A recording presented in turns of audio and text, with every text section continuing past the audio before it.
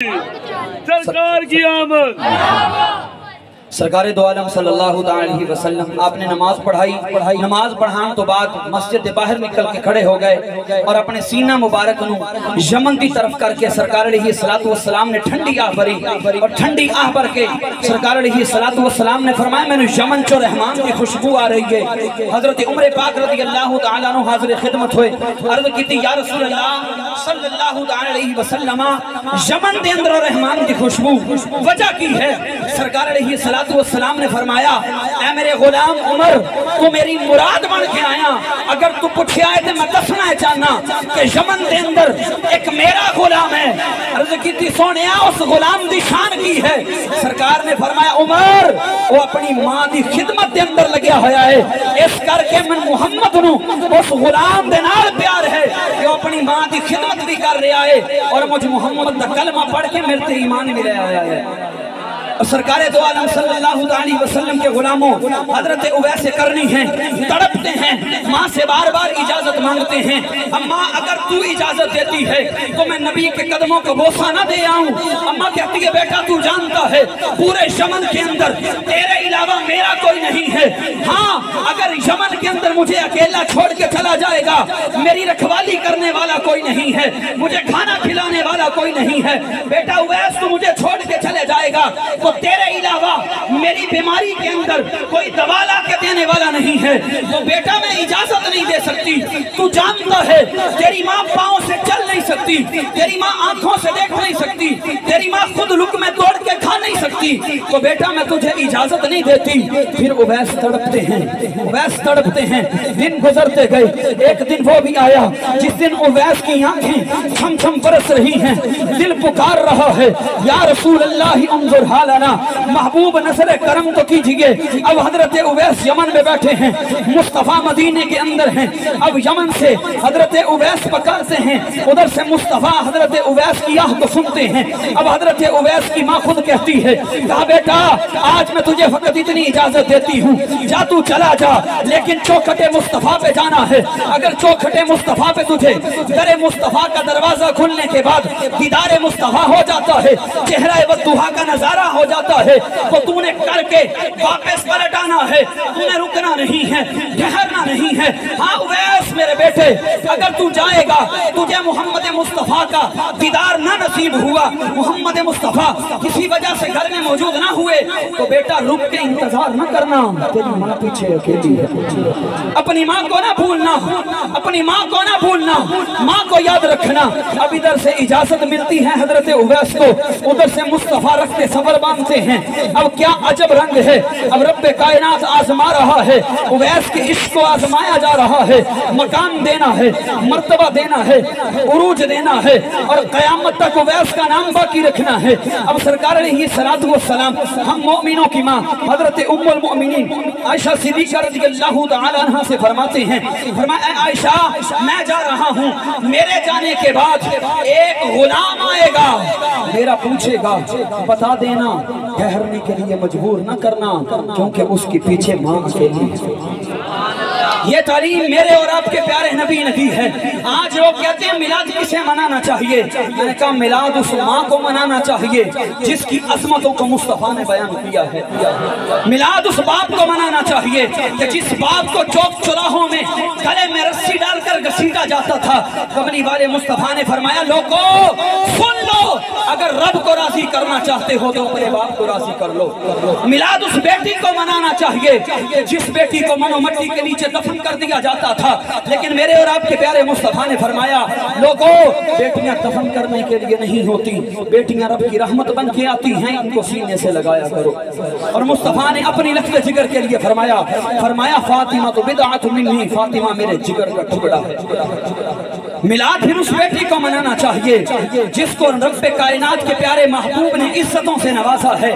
तो बात दूसरी तरफ चली जाएगी। सरकार ने फरमाया आयशा आएगा, रुकना नहीं है, उसने रुकने का कहना भी नहीं है। अब आएगा, पलटना चाहे तो पलटने देना। अब उधर से इजाजत मिलती है, हजरत उवैस सवारी को तैयार करते हैं। अब रवां दवा है, जब करीब पहुंचते हैं सवारी लड़खड़ाती है, गिर पड़ती है। अब हजरत उवैस सवारी को छोड़ते हैं। अब मौरखीन लिखते हैं कि हजरत उवैस ने दौड़ लगानी शुरू कर दी।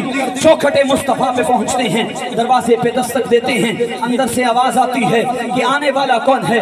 आप बताते हैं यमन से आया हूँ। अब हजरत उम्मुल मुमिनीन आयशा सिद्दीक़ा रज़ियल्लाहु तआला अन्हा आप फरमाती हैं आने की गरज क्या है? अर्ज करते हैं अम्मा जी दीदार मुस्तफा के लिए आया हूँ, चेहरा बद्दुहा को तकने के लिए आया हूँ, मुस्तफा की संगत इख्तियार करने के लिए आया हूँ।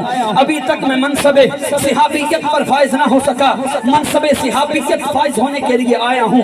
अम्मा जी फरमाती हैं कि आने वाले आका तो घर से चले गए हैं, पता नहीं कब आते हैं। अब हजरत उवैस करनी जो इश्क दिल में लिए आए थे, अब सारी की सारी उम्मीदें टूट गई, मोती बिखर गए। अब हजरत उवैस करनी अर्ज करते हैं अम्मा जी ये जाए कि चेहरा बद्दुहा की ज़ियारत न कर सका, लेकिन अम्मा जी आप करम कीजिए, आप जरा पर्दे में हो जाइए और घर के पर्दे को सरका दीजिए, मैं उस सहन का ही दीदार कर लूं जिस सहन के अंदर मेरे मुस्तफा के वो नौरानी कदम लगे हैं कि मेराज की रात जब जिब्रील अमी आते हैं, आके मुस्तफा को देखते हैं, मुस्तफा महवे इस्तराहत हैं, अब बारगाहे रबूबियत में अर्ज करते हैं कि मौला तेरा महबूब सोया हुआ है।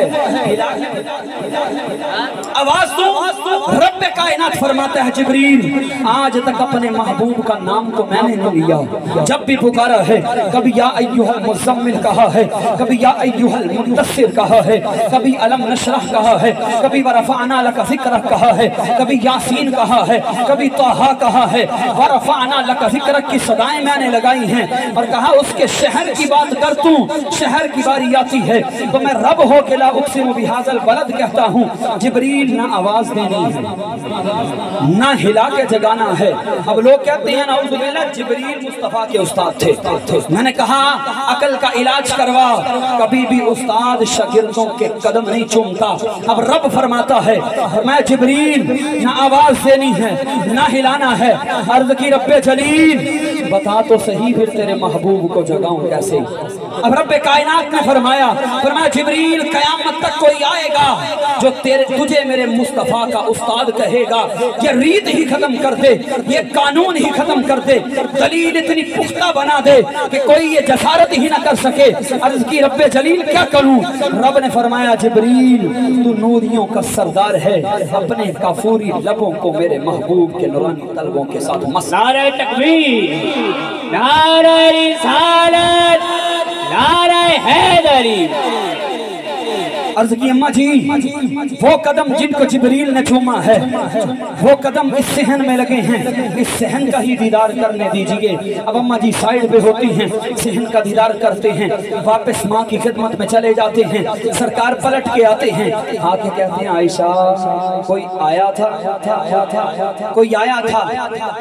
अब अम्मा जी अर्ज़ करती हैं या रसूलल्लाह एक आया था, हालत परागंदा थी, बाल बिखरे हुए थे, लिबास फटा हुआ था, शक्ल से चरवाहा लगता था। सरकार ने फरमाया नाम नहीं बताया।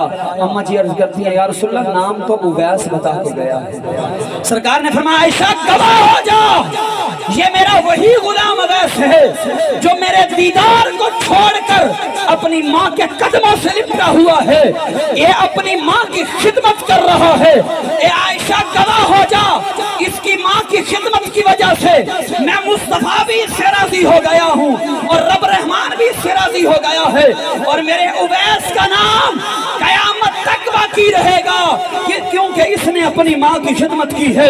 मैंने कहा जो मुस्तफा का एक फरमान मान ले, मुस्तफा के फरमान पे अमल कर ले कि माँ के कदमों तले जन्नत है, माँ की खिदमत करने से मुस्तफा भी राजी होते हैं, रब रहमान भी राजी होता है।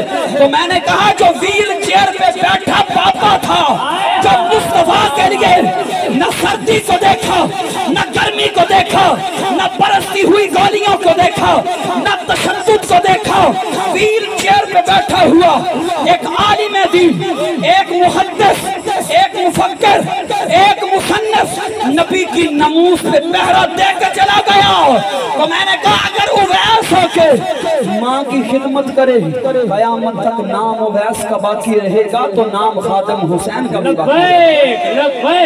लब्बैक या रसूल अल्लाह, लब्बैक लब्बैक लब्बैक या रसूल अल्लाह, लब्बैक لبیک لبیک یا رسول اللہ لبیک لبیک لبیک یا رسول اللہ تاجدار ختم نبوت کہا عائشہ گواہ رہنا اویس کا نام قیامت تک باقی رہے گا بڑوں بڑوں کے نام مٹ جائیں گے لیکن میرے اویس کا نام باقی رہے گا کیونکہ اس نے اپنی ماں کی خدمت کی اب انعام کیا ملا اعزاز کیا ملا سرکار علیہ الصلوۃ والسلام کا وقت وصال آیا سرکار علیہ الصلوۃ والسلام نے حضرت علی المرتضیٰ کو اور سیدنا فاروق اعظم کو بلوایا اب بلوا کے آپ نے فرمایا اے عمر اے علی یہ میرا جبہ ہے جبہ لے جانا اور یہاں پر عقیدہ اہل سنت کی بات سمجھ آج لوگ کہتے ہیں سرکار کی آل سرکار کے صحابہ کی نہیں بنتی تھی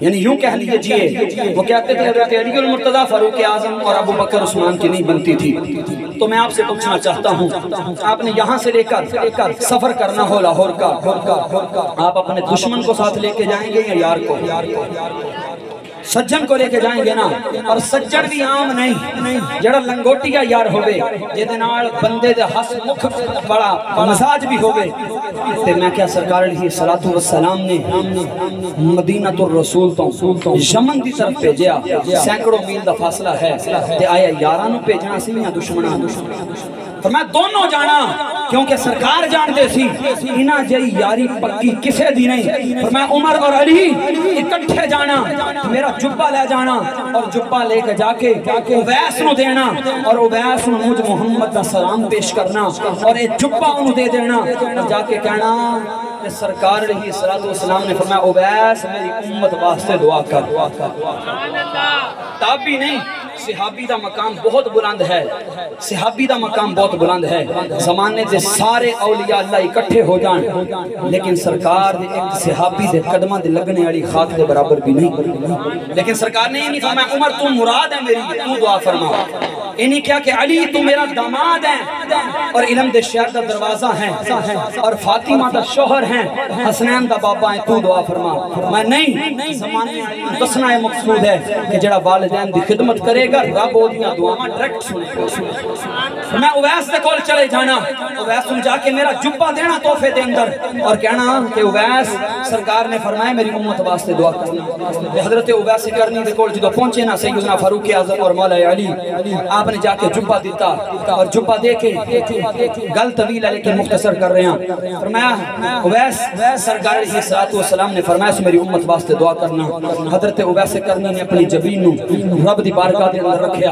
اور دعا کرن لگ پے کافی دیر گزر گئی سیدنا فاروق اعظم مولا علی کھڑے نے آپ نے سمجھا کہ ایدی روح کفر انصری تو پرواز کر گئی اٹھایا جدو حضرت اویس اٹھے نا حضرت اویس نے کیا تسی مینوں ایویں اٹھا دیتا اگر اج مینوں نہ اٹھا دے خدا دی قسمیں اپنے محبوب دی ساری امت نو بخشوا